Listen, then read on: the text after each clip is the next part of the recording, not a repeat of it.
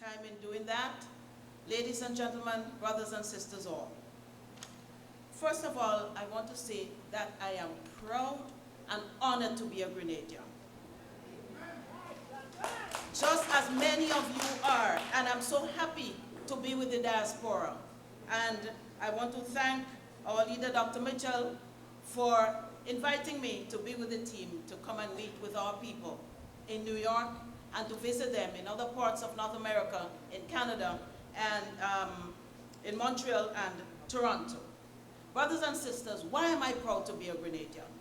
I have seen over the years, before politics and afterwards in my active political life, I have seen Grenadians in the diaspora come out and help Grenada on a consistent basis, but especially in our greatest time of need during Hurricanes Ivan and Emily, and even in our present time, in our tough economic time, the diaspora has been there for us. So I'm happy to be a Grenadian.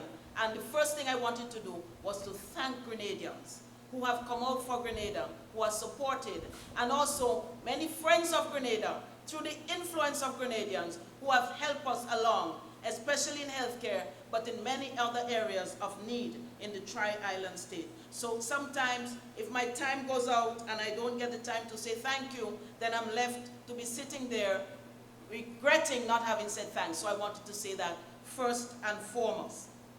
Brothers and sisters, our friends in the diaspora have assisted us greatly. And I want to limit myself to the Ministry of Health to say that, having come in government and met a very difficult situation, you in the diaspora gave us in the Ministry of Health hope to carry on. And I want you to know that. Because of your donations, monetary and material, you have made a significant difference to our delivery of health care to Grenada, Carriacou, and Petite Martinique. Brothers and sisters, as I said before, these are tough economic times. I know you're feeling it here. We're feeling it even more. They say when you sneeze up here, we catch the cold. So we have the cold down there in terms of our economic malaise. And thank God, again, I am proud to be a part of a team with a leader that is not only lamenting and crying troubles, but also seeking solutions and seeking to implement solutions for the betterment of our people. We are all aware as a team that is not going to be easy. But we've called on the nation to share sacrifices, and it's shared sacrifices. We are doing our own too. I came up here, and for the first time in a lot of years, I did not have roaming on my phone because we decided that we have to share the sacrifice and cut it off. So if, no, I think I was going to beg for a phone borrowed, but somebody let me one already. So that is how we live. That is how we live, and we're sharing the sacrifice. So I wanted you to know that. Now, brothers and sisters, it is said that government is a continuum. So when you come into government, if there's good that is already in progress, then you ought to take it up and run with it. And we are committed to doing that. Also, if you meet problems, like you meet debts, you can't say you weren't the one who negotiated or caused the debt. You have to take it up and run with it and deal with it. I must say that we have not met a lot of positive things in progress that we could run with, unfortunately. But we have met a lot of the problems, and we are working to deal with it. So in the areas that I'm going to speak about, I just wanted to mention a few things. So for example, in the Ministry of Education, my colleague minister, he met with a debt owing to UWI, most of you would know it as University of the West Indies, a debt of $16 million owing in terms of economic cost for our students, so that students wanting to go to university had to find all of the university fees to pay, and that made it extremely difficult. And through our Prime Minister and Minister for Finance, his team is working, they have paid some monies, and the good thing is, once these institutions see that you're willing to pay, they usually say, well, you'll pay the rest and we'll start taking your students again. So again, our students who want to go to a high institution of learning in the region, they are now able again to go to the University of the West Indies because we have been able to pay some of what we owe. Coming into the Ministry of Health, brothers and sisters, again, I met with many challenges. There is an institution in the region that is called the OECS Pooled Procurement Unit. We call it the PPS. And they source medications and other medical supplies for us in the region, in the Eastern Caribbean, so that with bulk purchasing, we can reduce on the cost. And they have done it very effectively. But again, we had not been paying our dues, and so the OECS discontinued the supply of materials, medicines, and lab supplies to our hospitals and our other institutions. So that was a hurdle that we had to overcome. We were owing Pan American Health Organization for vaccines, and so they discontinued sending vaccines to us. Again, they purchased for us at a very reasonable rate. And you know, I mean, those of you who, all of you have links with Grenada, we can't tell you the last day we had polio or measles or mumps or any one of those communicable diseases that can be prevented by vaccines. We have had a very effective program over the years in the high 90s in terms of coverage. And so we were at risk of seeing all those diseases returning, because remember, even though we have kept it under control in Grenada, we live in a global village, and so our people visit other countries and they can contract it if they're not covered. And also, persons visit our countries and they can share, among other things that good things that they can share the bad as well in terms of diseases. Brothers and sisters, in the area of social services, which also administers the housing program, again, we met a debt owing to all of the hardware suppliers for housing material. And any parliamentary representative will tell you that the two greatest needs that we encounter in our communities are the need for jobs and the need for housing. And therefore, we were greatly challenged, particularly the Ministry of Social Services, to provide that, or supply that need, because we were owing. The fact is, brothers and sisters, I had to set the stage and let you know what we meant. But most importantly, I want to tell you what we have been doing and what we intend to do. So you may hear your brothers and sisters calling and griping because it is tough. We are undertaking some shared sacrifice that would not make things easier in the beginning, but it will give us hope. And since that is not my area of expertise, I will leave it to my Prime Minister to tell you in terms of economic activity what we are doing to bring benefits later on. And I know he will competently speak on those issues. So, brothers and sisters, what are we doing? In education, as I said before, we have started to pay the debts. So now our students can go to the University of the West Indies without having to pay the economic costs. They have enough other costs to deal with already. But also we found the situation very chaotic in that in recent years, they implemented a system called universal access to secondary school. It meant that everyone coming from primary school went into secondary school. Now, in principle, I have no problem with that, and my government has no problem with that. The problem is, if you're not prepared, because you have persons of different capacities and different interests, and our schools are generally geared towards the academic, then we have to ask ourselves, what happens to the person who is not academic-minded? The person who wants to have a skill, learn to make tables and chairs, or be a plumber or an electrician. So one of the problems, we were not ready for it yet.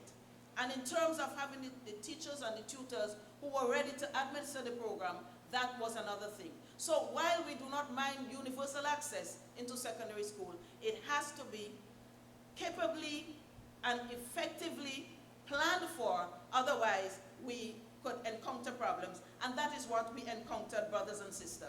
So our present Minister for Education and his team, they are looking at it. When you see a child entering secondary school who cannot read and write, brothers and sisters, this is a catastrophe. This is a crisis. And if you ask people, they will tell you that. When you see a school sending up 80 plus students to do an English test for the CXC or GCE, as you may have called it, whatever, and you get 3 and 4 passes in English, this is a catastrophe, this is a disaster. And so while we do not have Hurricanes Ivan and Emily plaguing us, we do have those kinds of disasters that are plaguing our nation. And as you well know, that education is the single greatest factor that would lead people out of poverty and develop a nation. And if our education is not adequate, then we are in serious trouble. And so, while the universal access has not worked, the minister is engaging his team, his administrative persons, as well as specialists in the area of teaching, and they have been meeting on a regular basis, looking at trying to resolve that problem, how we are going to deal with it. So you may hear now that your little niece or grandniece or nephew or grandchild in Grenada did not get to go into the secondary school because some of them just have not been prepared, and they will get frustrated and it will be worse in the end. So minister is saying that they have to keep them back in the primary school, provide special classes and sessions for them, to take them up to basic reading, writing, and mathematics, and also to teach them a skill. Because one of the things that we learned in a previous life when we were in government, we did a study and we found that there was a major skills gap. While our children were getting 14 and 15 passes at CXC, and some with distinction, we have very bright children. Don't worry, I'm talking about a percentage, but every child who does not succeed within the education system is of concern to us. So while this is not the mainstream, we have a lot of children who perform, and sometimes I see young boys and girls on the street, and in chatting with them, they will tell you they have associate degree, they have this subject and they have that subject. So we are a bright nation and we have bright people. So don't think I'm sending that kind of message. But we have some children who are in trouble because the system was not organized to take care of them. So brothers and sisters, a program is going to be done for them. And in the interest of time, I will not go into it, but I want to assure you that the minister and his team are working with it, and the rest of us in cabinet are there waiting to support him when he does come with another type of program that will answer to the needs. But there are other educational programs that we're doing for those who are dropped out. So social services is offering training for young men and young women who, for whatever reason, did not succeed in school and dropped out. They're giving them a second chance in a variety of programs. Now we have young women through social services being trained in building technology, in laying tiles, in electrical wiring, and things that like the non-traditional areas of skills that our women did not get involved in. But as we know, many of our young women who fall prey to teenage pregnancy in their early years, they're just home without a skill and hopeless. So this is offering new hope to our young people. But brothers and sisters, we have a program called the Imani program. And I sat there and I was trying to remember what it meant. I had a senile moment, and I hope somebody can help me. I think it's trust in yourself or love of self, something like that, but confidence in yourself. Faith, that is the word. Faith in yourself. And that program was started by us before, not this last time, before, because brothers and sisters, we saw a number of young people leaving school with no hope, because as you know, it is impossible for our government to provide jobs for everybody. But we are committed to creating the enabling environment, the opportunities, the teaching opportunities, so they can find businesses on their own. And again, I know others will speak on what initiatives we're taking to give them opportunities to set up their own businesses and employ. But first, they have to be trained. So at this time, we have 3,000 young people in various areas of job training in the private sector and in the public sector. Those people were the ones sitting on the blocks with subjects or some without subjects, but a desire, a yearning to get into something and to stay out of trouble.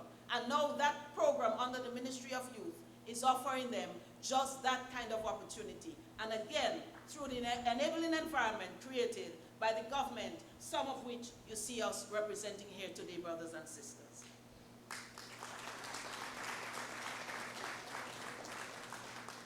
I know my colleague Minister for Youth has said that based on the demand, she's going to request more, and I know World Bank and other institutions have been extremely supportive of this project, and especially as we look at the Caribbean region as one space and free movements of people.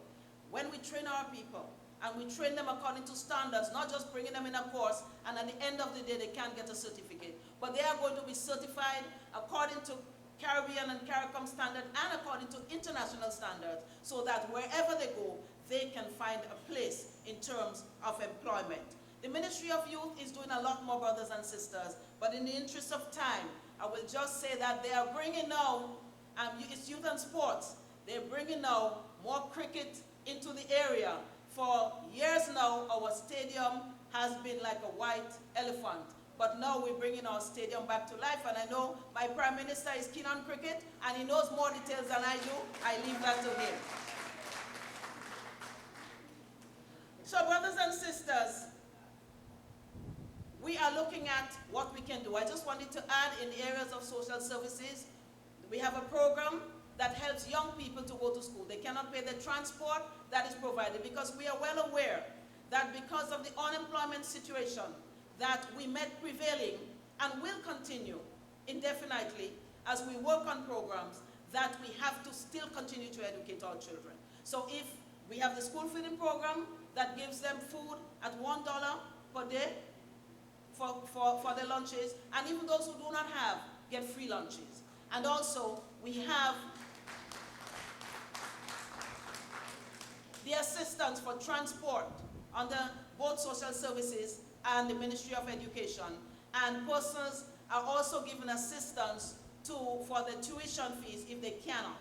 But I want to emphasize that as a government experiencing tough challenges, and perhaps even if things were better, we would be severely challenged to provide those things for everyone. So what we say is we cannot give it to everybody, but certainly what we have is officers trained in that area going out in the field. When children do not go to school, they inquire why. And if they see a socioeconomic situation that prevents children from going to school, then the government steps in and assists those children so that they can avail themselves to an educational opportunity. So in the areas of social services, in the areas of education, there's quite a lot going on, and some persons may speak to it as they make their presentations, but brothers and sisters, I want to tell you that, you know, Grenada is a revolutionary country, and at this time, we're revolutionizing how we do things in our country so that we can make it better for everyone in the near future. But brothers and sisters, because I'm Minister for Health, I thought I needed to take a little more time in the area of health, and I wanted to just share some things with you concerning health. Brothers and sisters, we want in our government to provide health care that is affordable, that is accessible to all, and that is sustainable. Because we had difficulties in paying for supplies over the years, and I say we as a government because we have to take on whatever we met in a situation. Whereas in a previous time when we were government, suppliers were willing to advance us without pay. Now you find that no supplier was willing to advance us any medication, no matter how important it was to save lives. And therefore, the Minister of Finance and Prime Minister had to find ways, innovative ways, to find monies to pay them. So sometimes you might have to find $1.5 million in a one-off to pay the OACS, PPS, and they will send you drugs. But then there are roads to be fixed, there are children to be sent to school, the school feeding program, etc., etc. How do we sustain that to ensure that every time somebody goes to accident and emergency, we call it casualty in Grenada, they can find the medication that they need for pain relief and other types of relief? How do we ensure that the lab has reagents to do blood tests on a sustained basis? These have been some of the questions that we have asked ourselves. And how do we ensure that we provide a service that will be exemplary, that will make people happy, even though it cannot compare to a first world country, but for a third world country would be an excellent service for our people? We have organized over that. We have had a number of workshops. with people in the Ministry of Health and for other stakeholders, and we have come up with some answers. The first thing is, brothers and sisters, is something that we know already, that the best way to address healthcare is to keep people healthy, first of all. So we have thought of revitalizing our primary healthcare program. Go back out in the communities, educate people, promote wellness, exercise, what you eat, what you drink is important. And we are saying each one of you must also take responsibility for your health.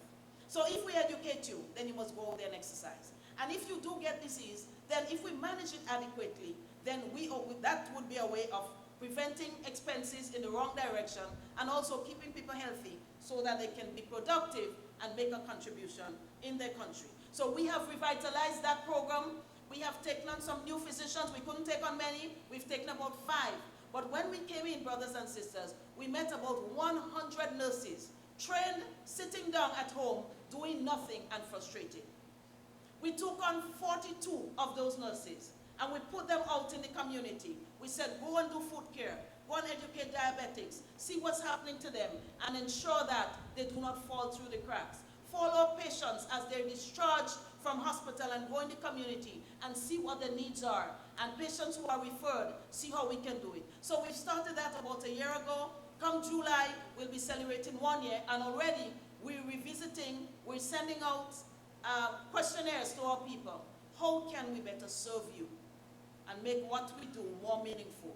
So we have diverted more monies, and in our budget, we have allocated $2 million for that additional program that we have started. So we did have a primary health care program before, but in order to strengthen it, we had to pay more nurses and more doctors.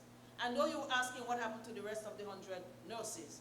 What we did is, because we did not have the financial capacity to employ them, because it's one thing to take somebody on. It's another thing at the end of the month not to be able to give them a salary. So that is important.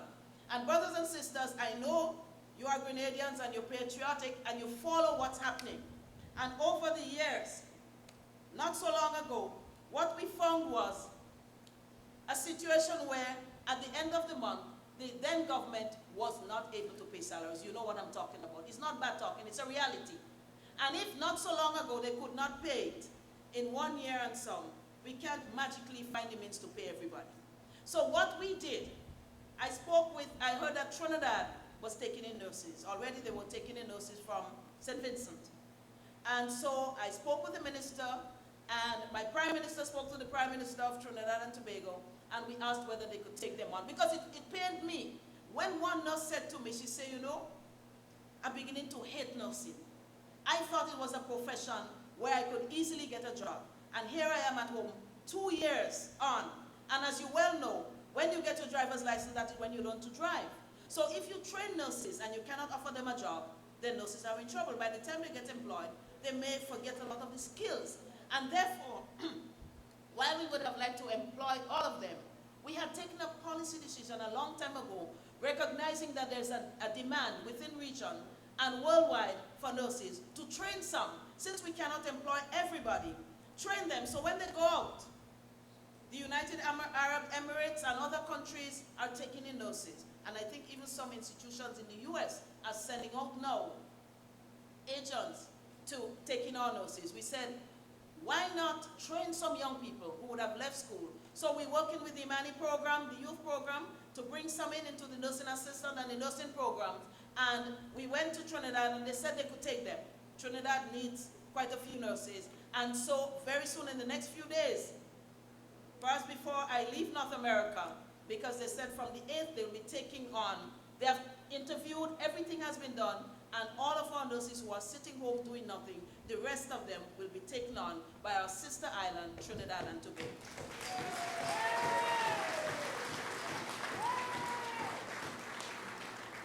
So we continue to work with St. George's University. They have a school. They had a school of nursing. It's kind of on hold for now, but we're working to have a school of excellence in nursing, because in our government system, we cannot go, we had not established the capacity to train them in the bachelor's and in the master's. And now the region is saying the entrance requirement to get into the nursing profession, you have to have a bachelor's. I'm sure you know what's happening in the US as well. And so SGU has the capacity to get resource persons to train people, and we're working with them. At heads level, our Prime Minister is working with the Chancellor, and we in the Ministry of Health and Education, we're working with St. George's University to train more nurses, to work with our people in Grenada, but also to go there and get jobs so that they can send back monies to their families. We're good at that. You have done it before, and we will continue to do that, brothers and sisters. But I just want to mention briefly, I just want to mention briefly that as we redefine health, we redefine the roles of our nurses and our nursing assistants. And we teach them to multitask, and we multi-train them, because you cannot tell me that a nurse only has an injection. We have to go there. We have to go there and do food care. We have to go there and monitor blood pressures. We have to bring in the persons who for some reason could not come to meet the doctors in their appointment and educate them. We have to meet with community persons and educate them, because if we educate them in healthcare, then we can teach them wellness and keep them healthy, brothers and sisters. So we have teams. Just recently we had a team going to Concord for the whole day to educate people in different areas. We had specialists going out, and they saw over 500 people in one day, brothers and sisters. So we are working to earn your respect and your confidence. And we are going to continue to do more and more of that. In terms of the medical supplies, as I said, the Ministry of Finance rallied behind the Ministry of Health, recognizing that health is the wealth of a nation. And they paid many of the bills, in excess of $6 million thus far, so that we can regain the trust of our providers of materials. And we're working on that on a daily basis. But sometimes you will hear that we don't have this and we don't have that, because we really have not reached the economic level where we can always have these things. But we're working on initiatives. My Prime Minister and Minister of Finance will be speaking about the National Health Insurance. But we are saying, brothers and sisters, if it is going to be quality, if it's going to be accessible to everybody, if it is going to be sustainable, which means every time they can get it, we have to have contributions. It cannot be free. As they said in Chinese, say, good things don't cheap and cheap things don't go. If you get it free and you get it all the time, it cannot be good. It cannot be top quality. That's the reality. I wish we could do it for everybody, but we cannot. So we are looking at ways to collect revenues. People come from abroad.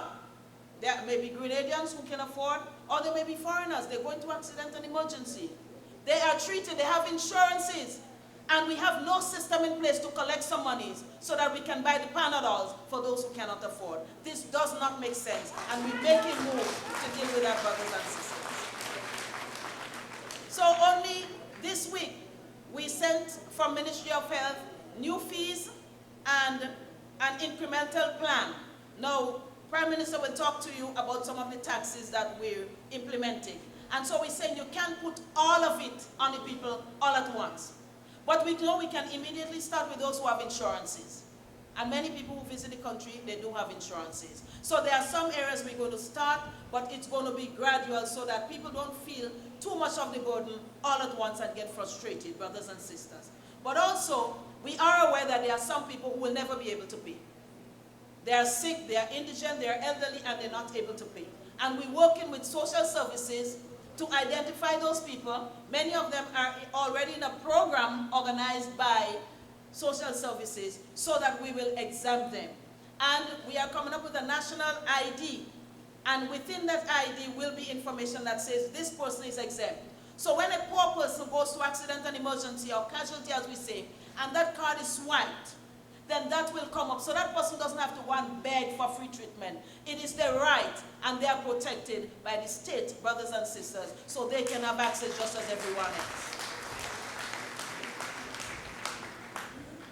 So we are looking for monies. We love the donations you send, but we also are aware that there are some people who cannot afford, and that is where your donations help to make so much of a difference, brothers and sisters. So we're not anywhere where we can start showing off, We love what you do, and thank you again so much. We have a donations desk in the ministry. We know over the years people say, we send something, we don't know if you get it. If you didn't get it, nobody says thank you. Those days are over. We have 2 persons, brothers and sisters, dedicated to that. They will respond, and persons who have sent will attest to that they get a response. If you want photos, we send you photos. And if you want another list, we also send you that as well, brothers and sisters, with a thank you note. But we are not only doing those kinds of services, we have put new equipment. Within 1 year, in collaboration with St. George's University, we have put new equipment in the hospital. So we have now a new digital x-rays, so that our doctors who are specialists, Grenadian doctors abroad, and we have a lot in the US, in New York and other places, we might want to tap their brain to ask them a question. We can just send the images to them digitally, and they can play a meaningful role in terms of the management of our people brothers and sisters. We had an endoscopy unit, but over the years, because the services were not provided, then the equipment, they developed wings and they flew away. When we came in, we couldn't find the equipment. So again, we have purchased the equipment, and through a collaboration, which I will speak to shortly about, with St. George's University, we have endoscopy services every month for the indigent who cannot afford, and even for other people as well. Because for endoscopy, it costs from $1,000 upwards. So you know that a lot of people in Grenada will not be able to afford it. Brothers and sisters, an oxygen plant. So many times we hear we don't have oxygen. You're waiting on the cylinder to come from Trinidad. So if the boat breaks down by somewhere between Trinidad and Grenada, you can't get oxygen. And when we came in and we had dialogue with St. George's University, they said they were willing. And through that collaboration, we have purchased a brand new oxygen plant that is providing oxygen for the nation. Pulling oxygen from the air and concentrating it so that we provide our own. We have trained our staff, the providers of the service, the machines and so on, they have come in and they're helping, and it's well on its way. In addition, in the X-ray department, we also got 2 ultrasound machines, one being portable, because there are times when you have to go to the patient. The patient cannot come to the X-ray department. And therefore, we thought it both to have one that is stationary and one that is mobile. And we have done that in brothers and sisters in just 1 year of being in office. You give us 5 years, you give us 10 years, you give us 15 years, you know that there will be a lot more brothers and sisters. Brothers and sisters, I mentioned relationship with St. George's University. We felt, you know, having gone to different meetings and so on, people say, you have a school of medicine, what are they doing? And we recognize that if we worked harmoniously with them, there's a lot more that we could gather. So in addition to finances that they give us every year, they have a bank of a skills bank of all the doctors who have graduated from St. George's University and who have qualified in various areas of expertise, in cardiology, in pediatric ophthalmology, and a number of other areas, which I have here, but somewhere, but I can't find it. But in a number of areas, they are coming back every month to give services to our people in those areas free of cost, brothers and sisters. But you know, one of the things that is a little troubling is that there is no Grenadian on the team. So I've been speaking to Ambassador Antoine, I've been speaking to Ambassador James, and we hope we can remedy that in the shortest possible time. To have a skills bank of our Grenadian professionals. I know we could look at every area. I'm just being a little bit discriminating at this time to speak for health. Whether it's nurses in a particular area that could teach our people some skills to go there, customer relations, to teach them how to manage a patient, how to deliver service with care and love, anything like that, because we know that we have a great diaspora out here who can make a significant difference, and we welcome any contribution that you would be willing to make, brothers and sisters. Brothers and sisters, there's a lot going on. There's a lot more that we need to do. And as we look at a variety of programs for upgrading our staff or our team so that they can better provide the services, we know that you are asking the question all the time. If I leave America and come down, what can you offer me in terms of health care? And we will be speaking to that, not me, but the person who is working behind the scenes and spearheading that will speak to it when the time comes. But I want to assure you that we leave no stone unturned to ensure that we can give the best possible health care to our nation. We're not going to compete with anybody. Some people have resources that we do not have. But for whatever is available, we are going to maximize it. We are going to focus more on primary health care. We're going to take care of our indigent as we go ahead. And brothers and sisters, very importantly, we're going to ensure that we have an educated, healthy nation so that they can make their meaningful contribution to our Tri-Island, the development in our Tri-Island state. I thank you very much.